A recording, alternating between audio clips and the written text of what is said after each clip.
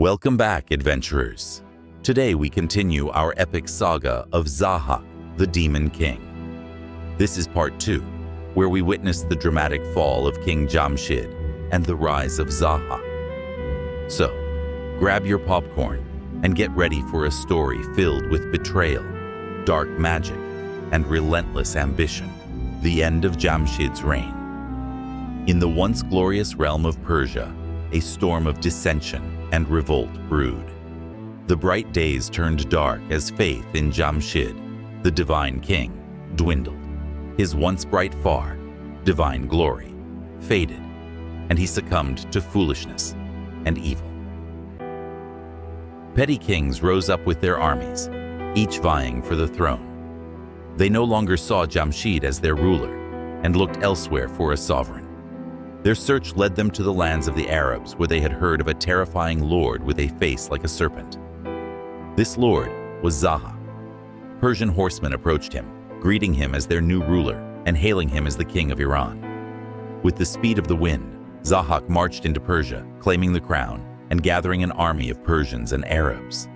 He launched an attack on Jamshid, tightening the noose around the once mighty king.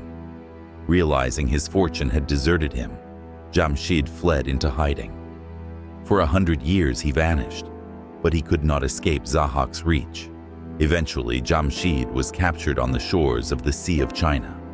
Without mercy, Zahhak had him sawn in two, striking fear into the hearts of all who heard of his fate.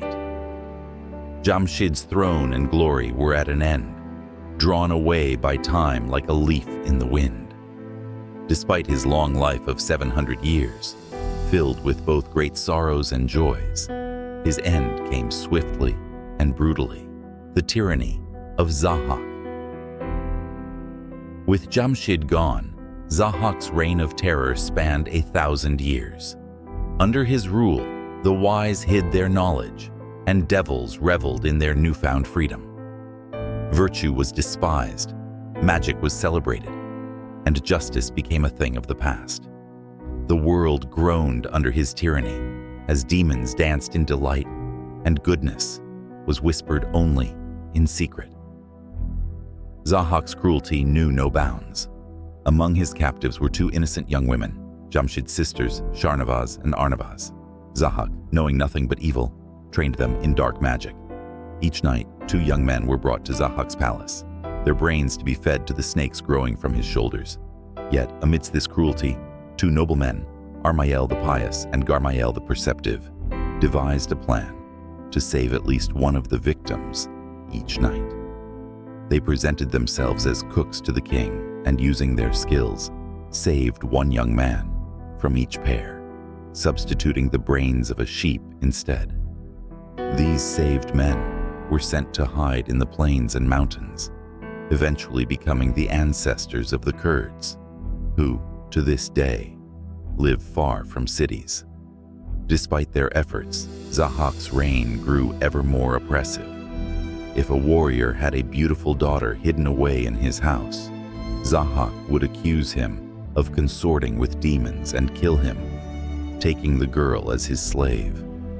He acted without regard for the customs of kings or the laws of religion, his actions driven solely by his insatiable lust for power and control, Zahhak's nightmare. Despite his cruelty, Zahhak could not escape the shadow of fear. One night, while sleeping beside Arnavaz, he dreamed of 3 warriors emerging from a palace. The youngest, tall and radiant, wielded an ox-headed mace and attacked Zahhak, binding him and dragging him to Mount Damavand. Zahhak awoke in terror, his screams shaking the pillars of his chamber. His beautiful serving girls sprang up at their master's scream, and Arnavaz said to him, "Tell me, my lord, what is troubling you? You are sleeping safely in your own house. It must be something in your soul that has terrified you. The 7 climes are yours to rule, and animals, men, and demons watch over your safety." The king said to his womenfolk, "You will not be able to conceal what I tell you. And when you hear this wonder, you will despair of my life." Arnavaz replied, "You should tell us your secret, we might be able to suggest some remedy, since no calamity is without a remedy. The king described his dream, and Arnavaz said, "You should not neglect this. But your throne rules the world, which shines with your splendor, and all its animals, men, demons, birds, and fairies. Pay homage to your seal ring. Summon astrologers and magicians from every province. Tell them what you have seen. Seek out the truth of the matter. See in whose hands your life lies, and whether it is a man, a demon, or a fairy that threatens you. When you know this, that will be the time to make plans. Don't tremble in fear at your enemies' malevolence." The king liked the advice of this woman, whose body was as elegant as a cypress tree, and whose face was as lovely as the stars. The world was black like a raven's wing, when suddenly light appeared above the mountains. It was as if the sun were scattering topazes in a purple sky. The king summoned eloquent and learned sages from every quarter and told them of his heart-wrenching dream. He said, "Is it good or ill these signs portend?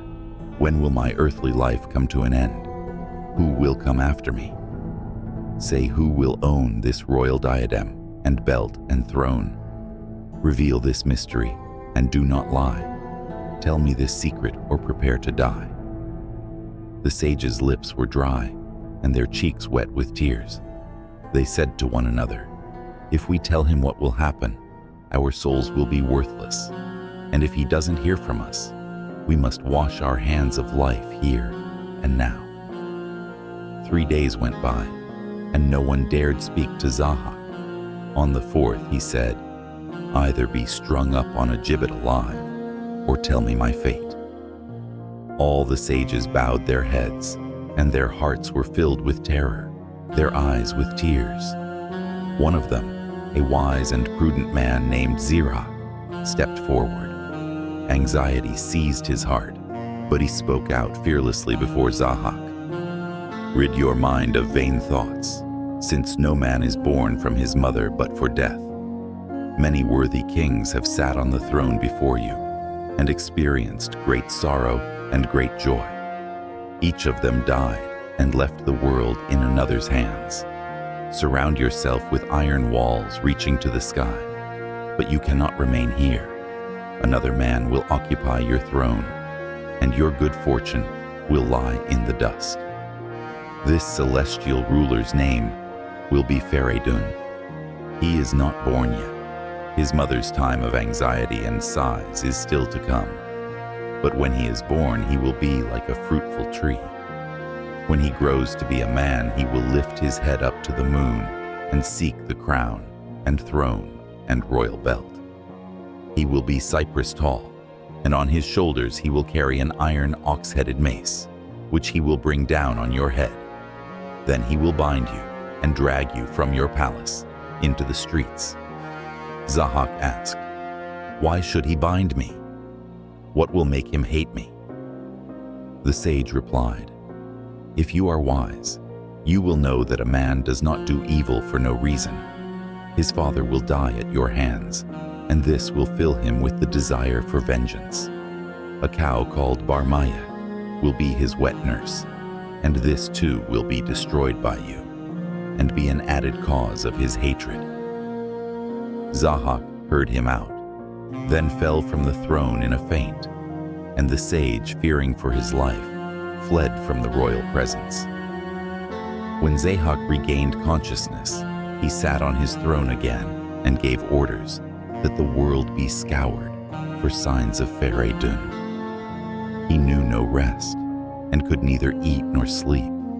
The brightness of his days had darkened. Stay tuned for part 3, where we will delve into the rise of Feridun and the epic battle against Zahhak. If you enjoyed this video, don't forget to like, subscribe, and hit the notification bell so you won't miss the next thrilling installment of our epic saga.